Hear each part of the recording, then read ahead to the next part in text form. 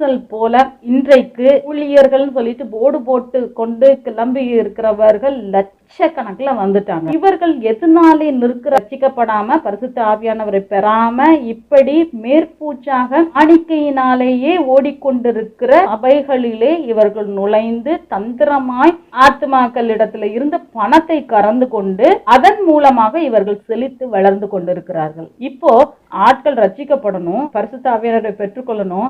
பரிசுத்த ஆவியானவர் எங்க கொடுக்க சொல்ல ஆட்களுக்கு தான் இவர்கள் காணிக்கையை கொடுக்கணும் அப்படின்னு சொல்லிட்டு நம்ம சொல்லும் பொழுது கள்ளர்களுக்கு ஜனங்கள் காணிக்கை கொடுக்க மாட்டார். என்ன அவர்களுடைய பேச்சை கேட்டாலே இவர் பெரிய தேவனுடைய மனிதராக இருப்பார் போல அப்படின்னு சொல்லிட்டு நம்ம வேணா மயங்கி போகலாம். ஆனா தேவனுக்கு தெரியும் அவரோட நிற்கிறவர்கள் யாரு, அவரோட உண்மையிலேயே நடக்கிற மனிதர்கள் யாரு அப்படின்னு சொல்லிட்டு. அதனால பரிசுத்த ஆவியானவர் உள்ள வந்தோடனே இப்படி கள்ள போதகர்களும் கள்ள ஊழியர்களும் செழித்து வளர முடியாது.